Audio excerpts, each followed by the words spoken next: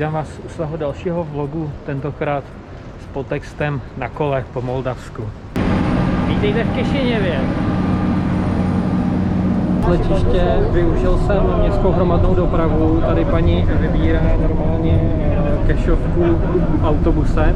Právě jsem se ubytoval tady u milé paní na konci světa a super, naprosto super za pár korun. Paní příjemná, akorát anglicky moc nehovoří. Kolo mám půjčené, dopadlo to úspěšně, tak teď už vyrazím na trip a dobít nejvyšší vrchol Moldavska. Tamhle tak jsem vyjel, teda vyšel spíš.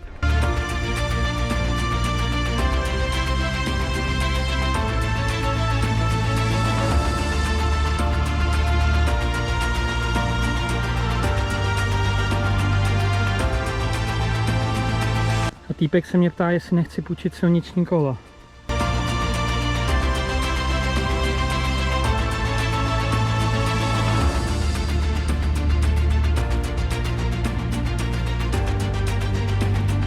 Moje plány jsou někdy hodně na krev a ještě začalo pršet, takže jsem prosil tady pana taxikáře, da mě odveze do dnešního cíle. Už mě sporení. Musím říct, že těch posledních 15 chviláků jsem byl rád, že jsem jel tím taxíkem, protože jednak jak začínalo pršet, to fakt člověk nechce, ale stejně jsem už byl se silama poměrně na konci. Nakonec i teda celý tady ten můj plán přeskládávám, protože na zítřek jsem měl v plánu dát asi 70 až 75 km. To říkám, tak tohle fakt nepůjde. Změnil jsem to, zrušil jsem to ubytko, nevím jak to dopadne, maximálně dalších 600 budu lehčí a pojedu sem zpátky do Nesporení na stejný hotel, paní měla volno, takže pohoda teda, on tam skoro stejně nikdo není a ujedu nějakých 43 kiláků na nejvyšší vrchol, to bude fajn, to myslím, že dám na pohodu. No a v neděli to bude sranda, protože se mi fakt nechce jet tohleto zpátky na kole a poprosil jsem paní, ať mě, jestli teda má nějakého známého, kdo by mě hodil i s kolem do Kišiněva, tak to budou zkoušet a asi budu lehčí o dalších tak cca 30 euro. Poprosil jsem tady pány, jestli mi přifouknou kolo, povedlo se, teď se snad pojede trochu líp.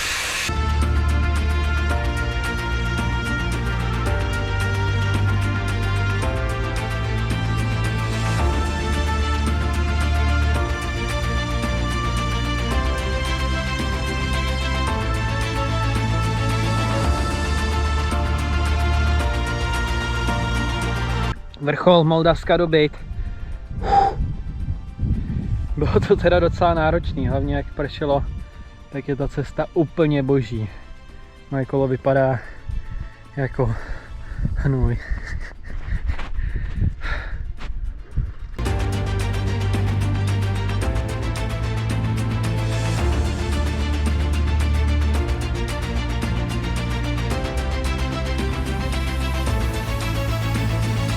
Úspěšně se mi dnes podařilo vystoupit na nejvyšší horu Moldavska, teda to spíš je kopec.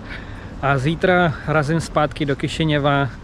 Nakonec volím jednodušší cestu autem, kdy teda mě tady ten low cost stát vyjde asi na trochu víc, ale za 30 euro neberte to, dostat se s kolem zpátky do města a nemuset trpět na kole dalších 65 kilometrů.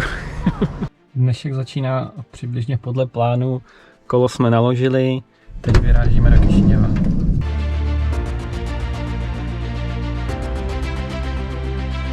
S bílou dodávečkou tady za mnou jsme se dostali už sem do Kišiněva, mám kolo, takže se to povedlo, teď už jen ho vrátit odpoledne.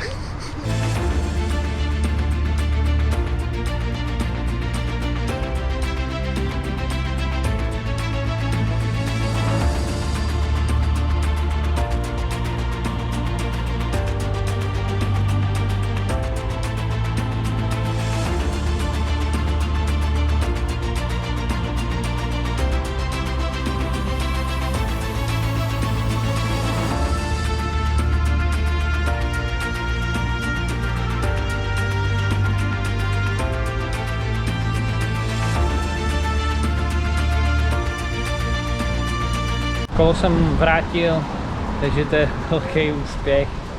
A prošel jsem si kus centra, teď akorát začal odfoukat silný vítr, tak uvidím, jak to tady bude s tou letající obudou. Možný něco natočit ještě.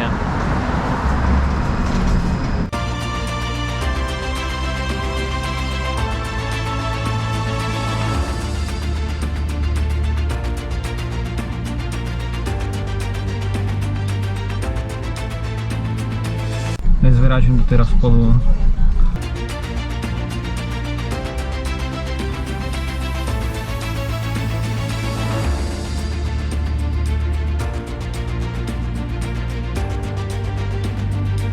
Dorazil jsem do Tiraspolu poprvé v Podněstří a musím říct, že to je takový zvláštní stav, takový dechnutí něčeho, čeho si z historie. No je to zajímavý. Samozřejmě tady nefungují moldavský SIM karty, takže bez dat.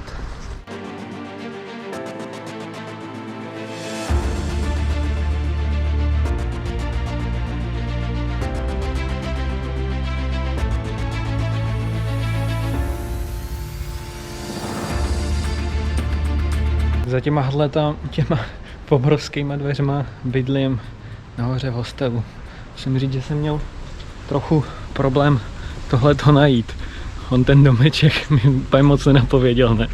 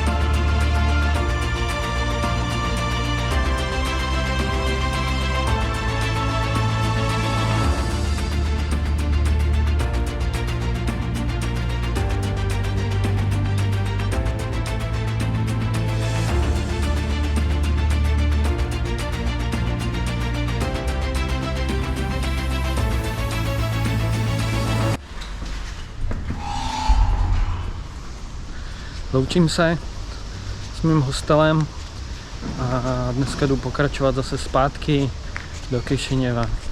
Celou cestu autobusem si se mnou povídal nějaký místní týpek z Tiraspolu, tak to byla celá zábava. A musím říct, že ten Tiraspol byl takový zajímavý, takový zvláštní pocity. Na jednu stranu centrum hezký, všechno uklizený, člověk vidí, jak tam umývají sochy, ale pak přejde 2 ulice jinam a všude je to šílený. Ostatně ono to tady v Kišiněvě není až tolik rozdílný, ale prostě ten obrázek je takovej, jak je v mý hlavě a asi to nechám na vás, až tam třeba pojedete podívat se, ať si uděláte vlastní a nedávám vám ten můj.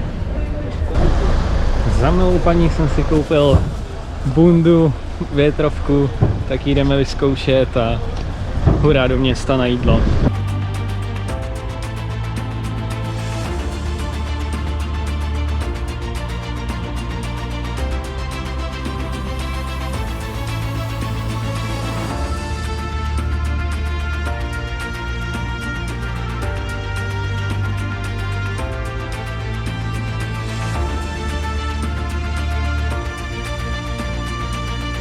Musím říct, že tady pod tím procházet je teda docela strach. Člověk neví, jestli ten barák za chvilku nespadne.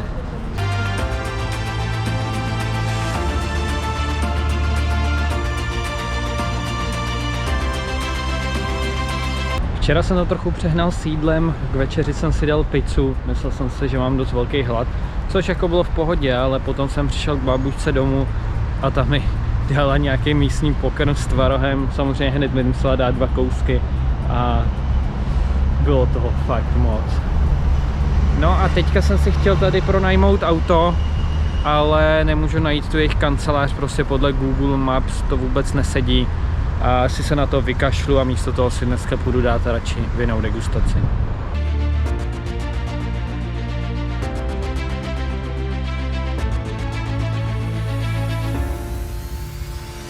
Tak jsem se omylem ocitl na svatbě. To je celkem sranda tady nastupovat a vystupovat tady z těch plných autobusů.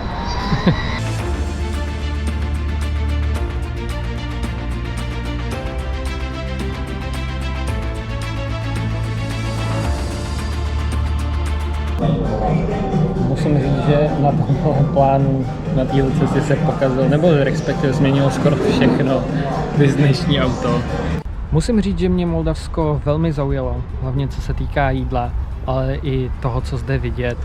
Ostatně můžete posoudit sami ve videích a určitě se sem klidně vydejte, stojí to za to a ani moc vlastně neutratíte, pokud neuděláte chyby jako já.